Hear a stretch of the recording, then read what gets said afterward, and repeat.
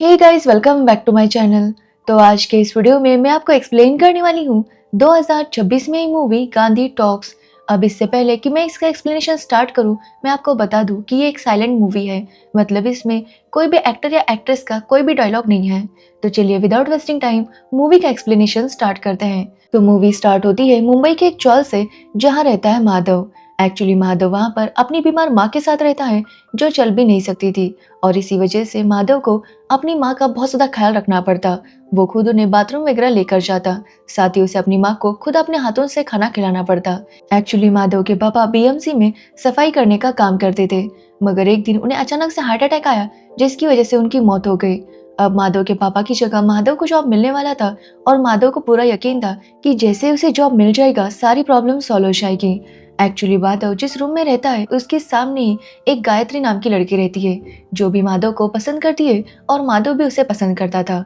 और माधव ने डिसाइड किया था कि जैसे उसे जॉब मिल जाएगी वो उसके साथ शादी कर लेगा।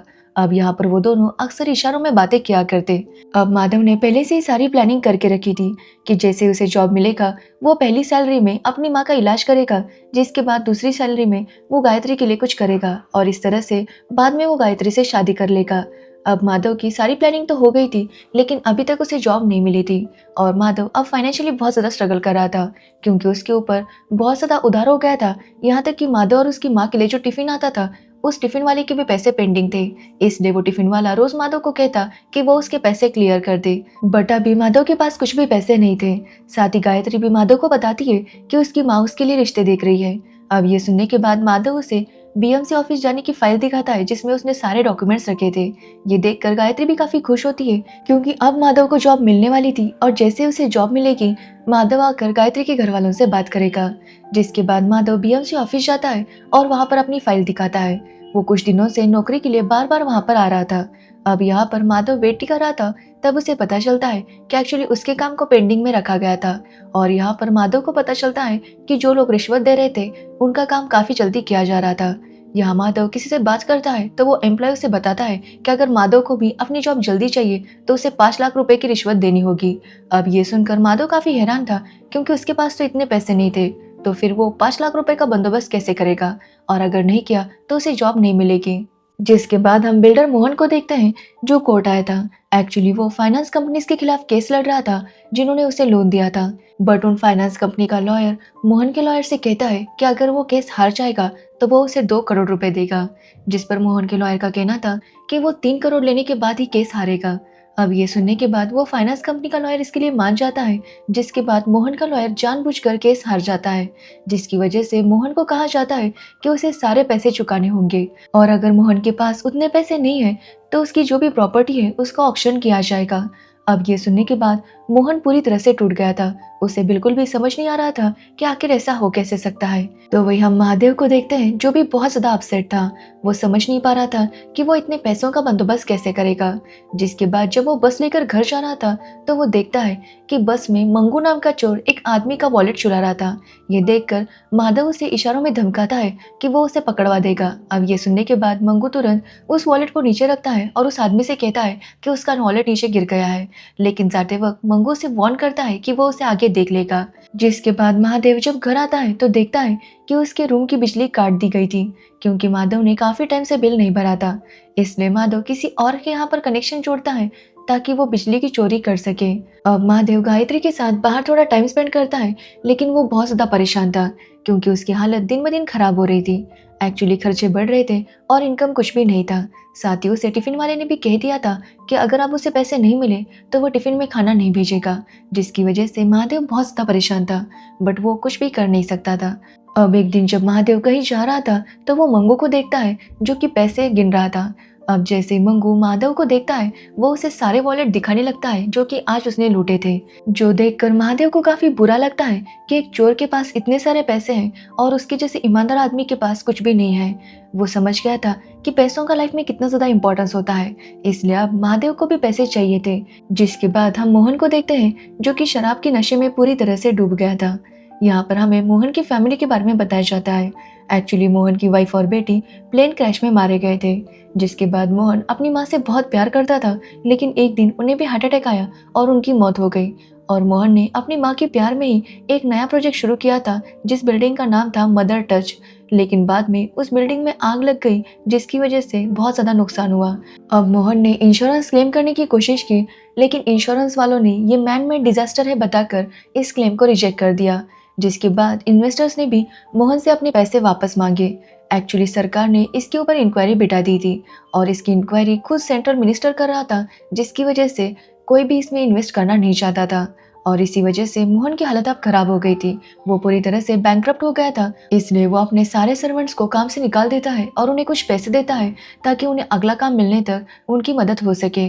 जिसके बाद हम देखते हैं कि मोहन के खिलाफ फाइनेंस कंपनीज वालों ने केस किया था और उन्होंने रिश्वत देकर उस केस को जीता था, जिसकी वजह से मोहन के पास जो उसका इकलौता घर बचा था वो भी नीलाम होने वाला था। साथ ही मोहन को पता चलता है कि उसकी building mother touch central minister ने एक्वायर कर ली थी और ये खबर सुनने के बाद मोहन पूरी तरह से टूट जाता है। जिसके बाद हम एक रिपोर्टर को देखते हैं जो कि कंटिन्यूसली मोहन की फोटोज ले रही थी। एक्चुअली उसे मोहन को लेकर एक तड़कती फड़कती न्यूज छापनी थी और इसके लिए वो मोहन को फॉलो कर रही थी और उसके फोटोज लेकर अपने बॉस को भेज रही थी। तो वही मोहन ने भी अब हार मान ली थी, इसलिए उसके पास जो भी पैसे थे वो उन पैसों के साथ अय्याशी करने लगता है। वो गलत तरीके से गाड़ी चलाता है, जिसके बाद पुलिस को रिश्वत देकर वहां से बच जाता है। जिसके बाद नशे में वो एक शराब की दुकान में आता है और काफी सारी शराब खरीद लेता है। अब यहाँ पर महादेव भी था और वो देखता है कि मोहन के पास कितने सारे पैसे हैं और मोहन इसी तरह से पैसों को उड़ा रहा था। अब महादेव भी उनमें से कुछ पैसे लेता है, जिसके बाद वो डिसाइड करता है कि वो इन पैसों से टिफिन वाले को पेमेंट कर देगा ताकि उसका टिफिन तो रोज के रोज आए। लेकिन उतने पैसे देने के बाद भी टिफिन वाले का कहना था कि महादेव को पूरे पैसे देने होंगे, उसके बाद ही वो उसे खाना भेजेगा। अब ये देखकर महादेव काफी अपसेट हो जाता है क्योंकि आज उनके लिए खाना नहीं आया था और महादेव की माँ ने अभी तक कुछ भी नहीं खाया था। जिसकी वजह से महादेव एक आदमी को देखता है जो कि खाना खाने जा रहा था। अब महादेव उस आदमी का खाना चुराता है और अपनी माँ को आकर खिलाता है। उस आदमी ने भी ये सब देख लिया था, लेकिन वो महादेव को कुछ भी नहीं कहता। जिसके बाद महादेव को पता चलता है कि गायत्री को देखने के लिए लड़के वाले आए थे और इस बात से वो काफी ज्यादा अपसेट होता है और गायत्री से बात नहीं कर रहा था। जिसके बाद गायत्री उसे एक नोट भेजती है जिसमें उसने लिखा था कि उसने उस लड़के को मना कर दिया है। ये सुनने के बाद महादेव काफी खुश होता है, लेकिन अभी भी उसे जॉब की जरूरत थी। उसके बाद ही उसकी और गायत्री की शादी हो सकती थी और महादेव समझ गया था कि उसके सारे प्रॉब्लम्स का एक ही सॉल्यूशन था और वो है पैसा। अब महादेव को पता चल गया था कि मोहन कहाँ रहता है। साथ ही उसे पता था कि मोहन के पास बहुत पैसे हैं, इसलिए वो डिसाइड करता है कि वो मोहन के घर में चोरी करेगा। इसलिए मौका देखकर एक दिन वो मोहन के घर जाता है जहाँ पर मोहन भी था और यहाँ पर हम देखते हैं कि मंगू भी वहाँ पर चोरी करने के लिए आया था।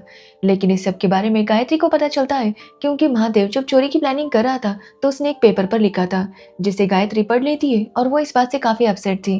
वो महादेव को रोकना चाहती थी, लेकिन तब तक महादेव वहाँ से जा चुका था।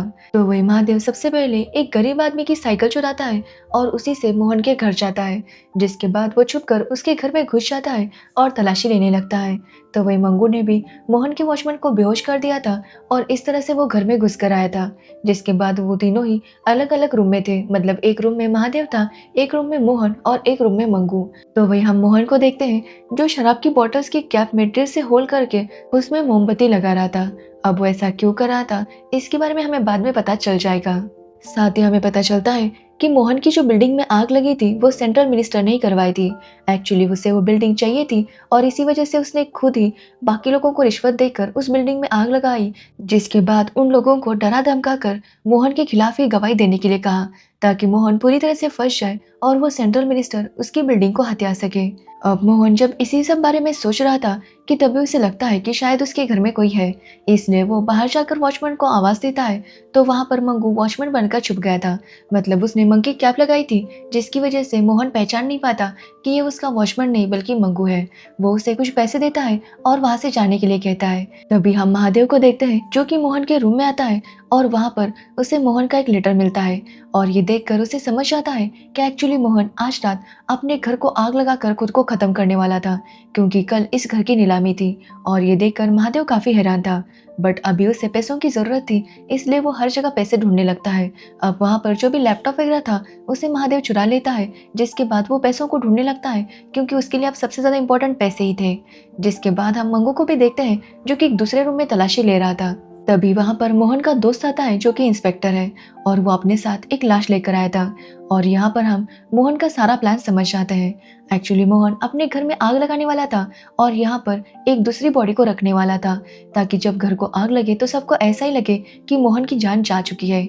और इस तरह से मोहन यहाँ से हमेशा के लिए निकलना चाहता था, जिसमें उसकी मदद उसका इंस्पेक्टर दोस्त भी कर रहा था। अब उन दोनों ने सारी तैयारी कर ली थी, जिसके बाद इंस्पेक्टर वहां से चला जाता है। तो वही हम महादेव को देखते हैं, जिसे आखिरकार वो ब्रीफकेस मिल ही जाता है जिसमें पैसे थे। अब महादेव उसमें से उतने पैसे लेता है जितनी उसकी जरूरत थी, जिसके बाद वो छुप कर वहां से निकल जाता है। तो वही हम मंगू को देखते हैं, जो अभी भी घर में छुपा हुआ था, क्योंकि उसे बहुत ज्यादा चाहिए था, इसलिए वो छुप कर इंतजार कर रहा था कि कब मोहन अपने सारे पैसे निकालेगा। जिसके बाद हम मोहन को देखते हैं, जो अपने एक रूम में आता है और वहां पर था उसका सीक्रेट लॉकर, जिसमें काफी सारे पैसे और गहने थे, जो देखकर मंगू काफी खुश था, क्योंकि अब उसे वो सारे पैसे चुराने थे।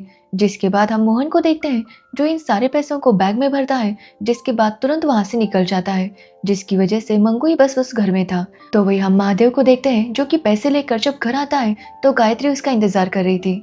गायत्री महादेव पर काफी गुस्सा थी कि वो चोरी करके इस तरह से पैसे लेकर आया है। गायत्री महादेव से कहती है कि वो उसे चोर बनता हुआ नहीं देख सकती, इसलिए वो जो भी पैसे लेकर आया है उसे तुरंत लौटा कर आए। अब महादेव भी उसकी बात से एग्री करता है, जिसके बाद वो वापस मोहन के घर जाता है। वो मोहन से कहता है कि उसने उसके घर से कुछ पैसे चुराए थे। अब ये देखकर मोहन भी काफी हैरान था, लेकिन वो महादेव से कहता है कि अगर उसे पैसों की जरूरत है तो वो उसे अपने पास रखे।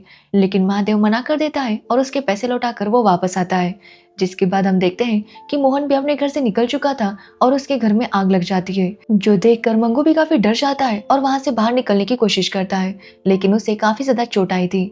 तो वही जब अगले दिन पुलिस वहां पर आती है तो सबको ऐसा ही लगता है कि मोहन ने खुद को खत्म किया, क्योंकि वहां पर उन्हें एक बॉडी मिलती है जो कि पूरी तरह से जल चुकी थी, और इसी वजह से पता नहीं लग पाता कि ये मोहन की बॉडी थी या किसी और की। और इस तरह से मोहन ये देश छोड़कर जा चुका था। तो वही हम महादेव को देखते हैं, जो एंटी करप्शन में जाकर उस बीएमसी ऑफिसर की कंप्लेंट फाइल करता है और उसके बाद उस ऑफिसर को अरेस्ट किया जाता है। और इस तरह से महादेव को अपनी जॉब मिल जाती है, जिसके बाद महादेव की गायत्री के साथ शादी भी हो जाती है और वो अपनी माँ और गायत्री के साथ खुशी खुशी रहने लगता है। और इसी हैप्पी एंडिंग के साथ ये मूवी एंड हो जाती है। तो ये थी गांधी टॉक्स मूवी की स्टोरी। अगर आपको इस मूवी की स्टोरी और मेरा एक्सप्लेनेशन अच्छा लगा हो तो वीडियो को लाइक कमेंट शेयर जरूर करना और मेरे चैनल को सब्सक्राइब करना बिल्कुल मत भूलना। Thanks for watching video.